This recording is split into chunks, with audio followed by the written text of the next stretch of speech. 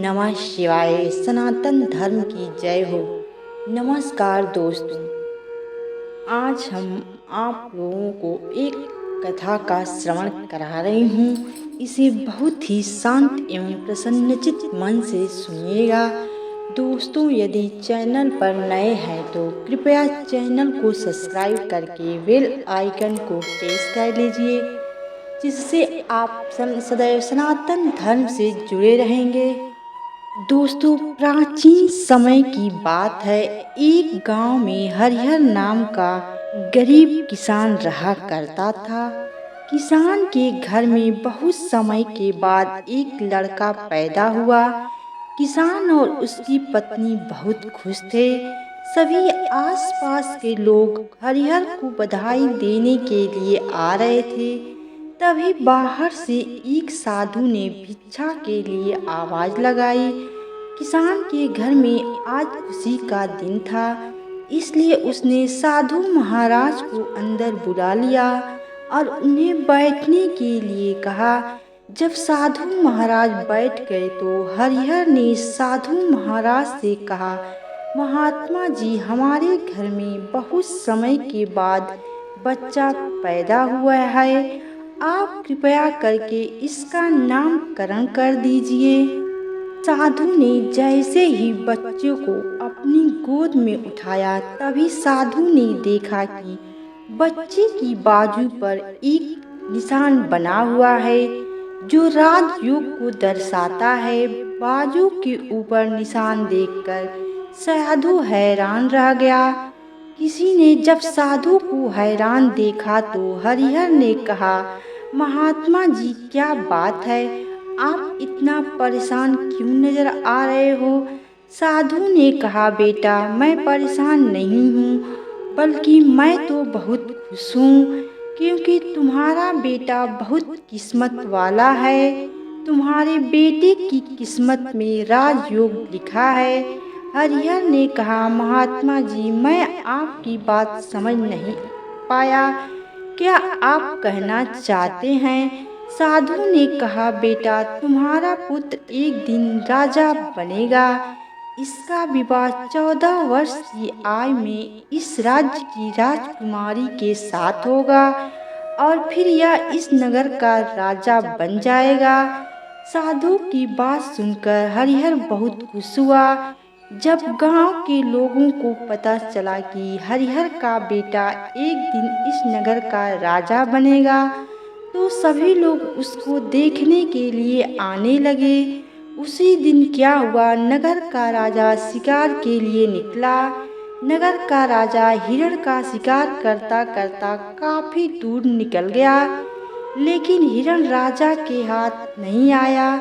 राजा को हिरण पीछा करते करते प्यास लग गई थी, लेकिन राजा को आसपास कोई नदी या तालाब भी नहीं मिला जहाँ से वह पानी पी सके। राजा पानी की तलाश में भटकता हुआ इस गांव में पहुंच गया जहाँ हरिहर रहता था। तभी राजा की नज़र एक महात्मा के ऊपर पड़ी। राजा ने महात्मा से पानी मांगा। महात्मा ने राजा को रोकने के लिए कहा और अपनी कुटिया के अंदर से पानी लेने के लिए चला गया। महात्मा ने पानी लाकर राजा को दिया। राजा पानी पीने लगा। तभी राजा ने देखा कि बहुत सारे लोग इकट्ठे होकर जा रहे थे। राजा ने महात्मा से उन लोगों के बारे में पूछा तो महात्मा ने कहा, यह सभी हरिहर के घर जा रहे हैं, क्योंकि उसके घर में एक बहुत ही किस्मत वाला बच्चा पैदा हुआ है, जो एक दिन इस राज्य का राजा बनेगा और उसका विवाह राजा की पुत्री के साथ होगा। महात्मा की बात सुनकर राजा को बहुत गुस्सा आया कि आखिर एक मामूली किसान का बेटा उसकी पुत्री के साथ विवाह कैसे कर सकता है। राजा ने महात्मा से कहा, महात्मा जी, मैं ही इस राज्य का राजा हूँ, और आपको क्या लगता है एक मामूली किसान के बेटे के साथ मैं अपनी बेटी की शादी कर दूंगा? महात्मा ने कहा, राजन, जो इस बच्चे के भाग्य में लिखा है उसे कोई नहीं मिटा सकता। राजा को अपनी ताकत पर बहुत घमंड था। उसने कहा, महात्मा जी, मैं भगवान का लिखा हुआ आपको मिटाकर दिखाऊंगा। महात्मा ने मुस्कुराते हुए कहा, मैं भी यही हूँ और आप भी यही हैं, देखते हैं। राजा ने महात्मा को प्रणाम किया और वापस अपने राजमहल चला गया। अगले दिन राजा अपने वेश बदलकर हरिहर के गांव में पहुंच गया। राजा ने हरिहर के घर के बाहर जाकर उसे आवाज लगाई। हरिहर उसकी आवाज सुनकर घर से बाहर आया और उसने पूछा, आप कौन हो, किस लिए आए हो? राजा ने कहा, मैं सेठ हजारी मल हूँ और पास के ही गांव में रहता हूँ। मैंने लोगों से सुना है कि तुम्हारे घर में एक तकदीर वाला बच्चा पैदा हुआ है और उसकी किस्मत में राजयोग लिखा हुआ है। हरिहर ने कहा, सेठ जी, आपने सही सुना है। राजा ने हरिहर से कहा, अगर तुम बुरा ना मानो तो एक बात कहूँ। हरिहर ने कहा, सेठ जी बोलिए। राजा ने कहा, तुम अपना बच्चा मुझे दे दो, इसके बदले में मैं तुम्हें बहुत सारा धन दूंगा और तुम्हारे बच्चे का पालन पोषण भी करूंगा। हरिहर की पत्नी ने कहा, नहीं सेठ जी, मैं अपना बच्चा आपको नहीं दे सकती। सेठ बोला, तुम अपने बच्चे का पालन पोषण अच्छी तरह से कैसे कर सकोगे? हरिहर सेठ की बात सुनकर कहने लगा, सेठ जी, आज ठीक कहते हो, हम इस बच्चे का पालन पोषण अच्छी तरह से नहीं कर सकेंगे। हरिहर की बात सुनकर उसकी पत्नी ने कहा, ठीक है सेठ जी, मैं आपको अपना बच्चा देने के लिए तैयार हूँ, लेकिन जब यह 14 साल का हो जाएगा तब आप मुझे इसे वापस कर दो तो हम आपको हमारा बच्चा दे देते हैं। राजा ने कहा, हाँ ठीक है, जब तुम्हारा बच्चा 14 वर्ष का हो जाएगा तो मैं इसे तुम्हें वापस कर दूंगा। यह कहकर राजा ने बच्चे को ले लिया और वहाँ से चला गया। राजा बच्चे को लेकर एक नदी पर पहुँच गया। राजा ने सोचा था कि वह बच्चे का गला दबाकर मार देगा और उसकी लाश को नदी में बहा देगा, लेकिन बच्चे का मासूम चेहरा देखकर उसकी गला दबाने की हिम्मत नहीं हुई। बहुत सोचने के बाद राजा ने लकड़ी का एक संदूक लिया और बच्चे को संदूक में बंद करके पानी में बहा दिया। राजा ने सोचा, संदूक गहरी नदी में जाकर अपने आप ही डूब जाएगा और यह बच्चा मर जाएगा। राजा निश्चिंत होकर वापस राजमहल में चला आया कि अब यह बच्चा वापस नहीं आएगा और मेरी बेटी के साथ इसकी शादी भी नहीं होगी। मैंने भाग्य का लिखा हुआ मिटा दिया। उधर वह संदूक बहता हुआ एक नदी के किनारे पर पहुंचा, जहां पर एक धनवान सेठ सूर्य देवता को जल चढ़ा रहा था। उस सेठ ने जब संदूक को खोलकर देखा तो उसके अंदर एक बच्चे को देखकर वह हैरान हो गया। उस सेठ की कोई संतान नहीं थी। सेठ उस बच्चे को अपने घर ले आया। सेठ की पत्नी बच्चे को देख बहुत खुश हुई। उसने जब सेठ से पूछा तो सेठ ने उसके बच्चे के बारे में बताया कि कैसे वह उस नदी में बहता हुआ मिला है। सेठ और उसकी पत्नी ने बच्चे के लिए भगवान को हाथ जोड़कर धन्यवाद किया। अब वह बच्चा सेठ के घर में पलने लगा। इसी तरह धीरे धीरे 14 वर्ष बीत गए। सेठ ने उस लड़के का नाम सूरज रखा था। सूरज बहुत ही समझदार और बुद्धिमान था। एक दिन सूरज को अध्यापक पढ़ा रहा था। अध्यापक जो कुछ भी पूछता सूरज तत्काल उसका जवाब दे देता।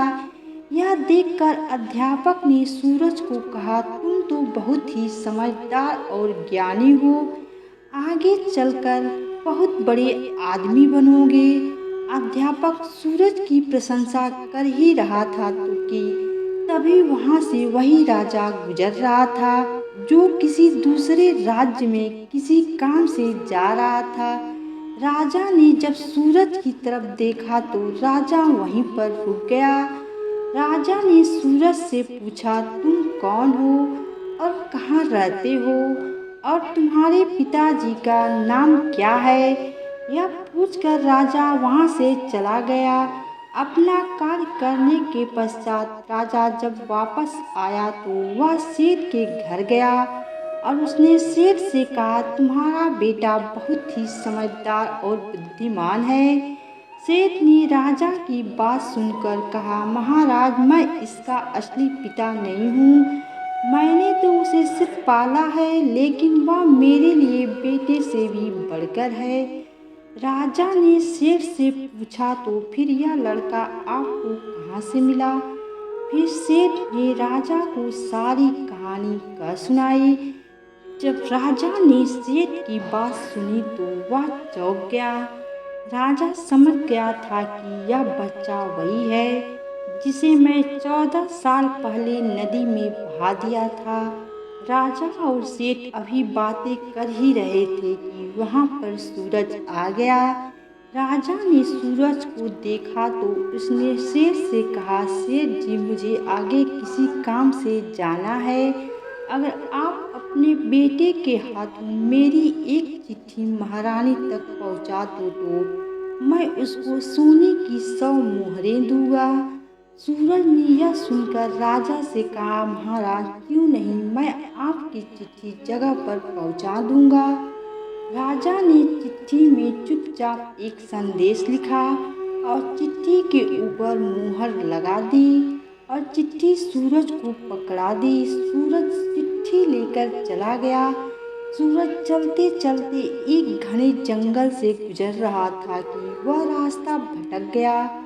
उसे रास्ता ढूंढते ढूंढते रात हो गई। सूरज रात गुजारने के लिए कोई जगह ढूंढने लगा। तभी उसकी नज़र एक झोपड़ी के ऊपर पड़ी। सूरज ने सोचा, मैं रात यहीं बिता लेता हूँ। सूरज घोड़े से नीचे उतरा और झोपड़ी के अंदर चला गया।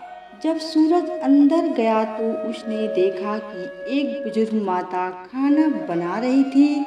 उस वृद्ध माता ने सूरज को देखा तो उससे पूछा, तुम कौन हो और बिना इजाज़त अंदर क्यों आए हो?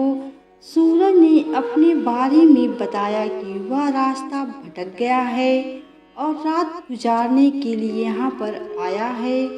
सुबह होते ही मैं चला जाऊंगा। सूरज की बात सुनकर उस माता को उसके ऊपर दया आ गई, लेकिन फिर उस वृद्ध माता ने सूरज से कहा, बेटा, तुम्हारा यहाँ पर रुकना ठीक नहीं है, क्योंकि यह डाकुओं का अड्डा है। अभी कुछ ही देर में डाकू आने वाले हैं। यदि उन्होंने तुम्हें यहाँ देख लिया तो तुम्हारे लिए परेशानी खड़ी हो जाएगी। सूरज ने कहा, लेकिन माताजी, इतनी भयानक रात में मैं कहीं और जा भी नहीं सकता। अगर मैं बाहर गया तो जंगली जानवर मुझे खा जाएंगे। इससे अच्छा है मैं यहाँ कोने में जाकर लेट जाता हूँ। यह कहकर सूरज कोने में जाकर लेट गया। कुछ समय के बाद डाकू अपने घर वापस आए। डाकू ने जब सूरज को देखा तो माता से उसके बारे में पूछा। माता जी ने उनको बताया कि इसका नाम सूरज है, यह बहुत ही नेक दिल बच्चा है और यह राजा के काम से राजमहल जा रहा है। जब डाकू सुना तो उन्हें कुछ संदेह हुआ। वह राजा की हरकतों के बारे में जानते थे, इसलिए उन्होंने सूरज की जेब से चिट्ठी निकाली और उसे पढ़ने लगे। जैसे ही डाकुओं ने वह चिट्ठी पढ़ी तो वह सब समझ गए। उनमें से एक डाकू ने बताया कि चिट्ठी में लिखा है कि जैसे ही यह लड़का तुम्हारे पास पहुँचे, इसको उसी समय मरवा कर कहीं दूर दफना देना। यह काम मेरे पहुंचने से पहले हो जाना चाहिए। उस माता जी ने जब यह बात सुनी तो बोली, यह राजा कितना दुष्ट है, जिसके हाथों चिट्ठी भिजवा रहा है उसी को मरवाने का आदेश भी दे रहा है। यह सोचकर माता जी ने सोचा कि मुझे इस मासूम को बचाना चाहिए। उसने डाकुओं से कहा कि चिट्ठी को बदल दो। तब डाकू ने दूसरी चिट्ठी लिखकर उस चिट्ठी से बदल दी और वापस सूरज की जेब में रख दी। इसके बाद वहाँ से चले गए। सुबह होते ही सूरज उठा और माता को धन्यवाद देकर वहाँ से चला गया। सूरज कुछ समय के बाद ही राजमहल पहुँच गया और चिट्ठी महारानी को दे दी। महारानी ने चिट्ठी पढ़ी तो चिट्ठी में लिखा था, यह लड़का बहुत ही बुद्धिमान और ज्ञानी है। यह राजकुमारी से विवाह करने लायक है, इसलिए मेरे आने से पहले ही तुम इसका विवाह राजकुमारी से करवा दो। महारानी सोचने लगी कि आखिर कैसे महाराज किसी अनजान से राजकुमारी का विवाह कर सकते हैं, लेकिन फिर उसने देखा कि चिट्ठी पर राजा की मोहर भी लगी हुई थी, इसलिए यह लड़का झूठ नहीं बोल सकता। यह सोचकर महारानी ने राजकुमारी का विवाह उस युवक से कर दिया। कुछ दिनों के बाद जब राजा वापस आया तो उसे पता लगा कि उसकी पुत्री का विवाह उसी युवक से हो गया है। यह सुनते ही राजा का दिमाग ठनका और गुस्से से आग बबूला हो गया। उसने महारानी से पूछा, तुमने यह सब क्यों किया? तब महारानी ने बताया कि महाराज, जैसा कि आपने चिट्ठी में लिखा था मैंने ही वैसा किया है। जब महारानी ने चिट्ठी दिखाई तो राजा ने चिट्ठी में कुछ और ही लिखा पाया। यह देखकर राजा ने गुस्से में सैनिकों को कहा, जाओ और जाकर सूरज को पकड़कर दरबार में पेश करो। सैनिक तुरंत गए और सूरज को पकड़कर ले आए। राजा ने गुस्से में सूरज से कहा, तुमने धोखे से मेरी पुत्री के साथ विवाह तो कर लिया, लेकिन मैं तुम्हें अपना दामाद स्वीकार नहीं करूँगा। सूरज ने राजा की बात सुनकर कहा, लेकिन महाराज, मैंने तो आपके साथ कोई धोखा नहीं किया है। राजा ने सूरज की बात सुनकर कहा, तुम बेवकूफ़ बनाना चाहते हो, लेकिन मैं तुम्हें अपना दामाद स्वीकार नहीं करूँगा।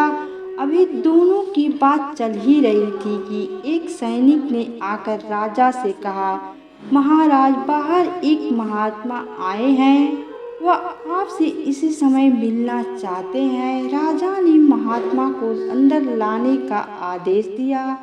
महात्मा जी अंदर आए तो राजा ने उठकर उनको प्रणाम किया, उनके आने का कारण पूछा। महात्मा ने कहा, राजन, लगता है आपने मुझे पहचाना नहीं। राजा ने कहा, नहीं महाराज, मैंने आपको नहीं पहचाना। महात्मा ने मुस्कुराते हुए कहा, राजन, मैं वही हूँ जिसे तुम आज से 14 वर्ष पहले भाग्य का लिखा मिटाने की बात बोलकर आए थे। महात्मा की कही बात सुनकर राजा एकदम से चौंक गया। अब उसे सब कुछ याद आ गया। महात्मा ने मुस्कुराते हुए कहा, क्यों राजन, भाग्य का लिखा मिटा दिया? राजा ने आंखें नीचे करके कहा, नहीं महात्मा जी, मैं भाग्य के हाथों हार गया। महात्मा ने कहा, राजन, भाग्य के हाथों कोई नहीं जीत सकता, इसलिए अब सूरज को अपना दामाद स्वीकार करो और अपना राजपाट सौंप दो। नमस्कार दोस्तों, यह कथा आप लोगों को कैसी लगी कमेंट करके ज़रूर बताएं तथा वीडियो को लाइक और अभी तक चैनल को सब्सक्राइब नहीं किए हैं तो कृपया चैनल को सब्सक्राइब कर लीजिए। चलिए आपके ऊपर भोलेनाथ जी की कृपा बनी रहे। हर हर महादेव।